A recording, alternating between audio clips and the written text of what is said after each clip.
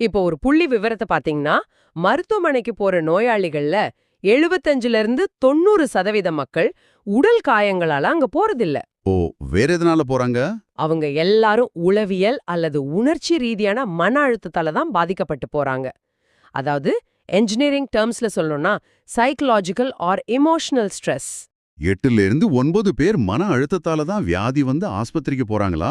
ஆமா, பரிணாம வளர்ச்சியில ஒரு காட்டுல ஆபத்தான மிருகத்துக்கிட்ட இருந்து தப்பிக்க நம்ம உடம்புக்கு ஃபைட் ஆர் ஃப்ளைட் அப்படிங்கிற ஒரு அவசர கால அமைப்பு கொடுக்கப்பட்டுச்சு. அந்த நேரத்துல இதயம் வேகமா துடிக்கும், ரத்தம் தசைக்கு போகும், நம்ம தப்பிச்சு ஓடுவோம். ஆபத்து முடிஞ்சதும் உடல் பழைய நிலைக்கு திரும்பிடும், ரைட்? கரெக்ட். ஆனா இப்போ ஒரு பிரச்சனை என்னன்னா, இப்போ நம்மள எந்த மிருகமும் காட்டுல துரத்துறது இல்லையே. அதான் சிக்கலே. மிருகங்கள் தொரத்தல, ஆனா ஆபீஸ்ல உங்களுக்கு பிடிக்காத ஒருவரை பார்க்கும்போதோ இல்ல பேங்க் பேலன்ஸ நினைக்கும் போதோ மூளை அதே அவசர கால அமைப்பை தூண்டுது. ஓ, வாட்ஸ்அப்ல ஒரு மோசமான மெசேஜ் படிச்சா கூட உடம்பு அப்படிதான் ரியாக்ட் பண்ணுமா? கண்டிப்பா. அந்த மிருகம் உங்கள தொரத்துறதா தான் உடம்பு நம்புது. இந்த சிஸ்டம தொடர்ந்து பல மாசங்கள் வருஷங்கள்னு ஆன்லயே வச்சிருந்தா உடம்போட சமநிலை சீர்குலைஞ்சு நோய்கள் வருது.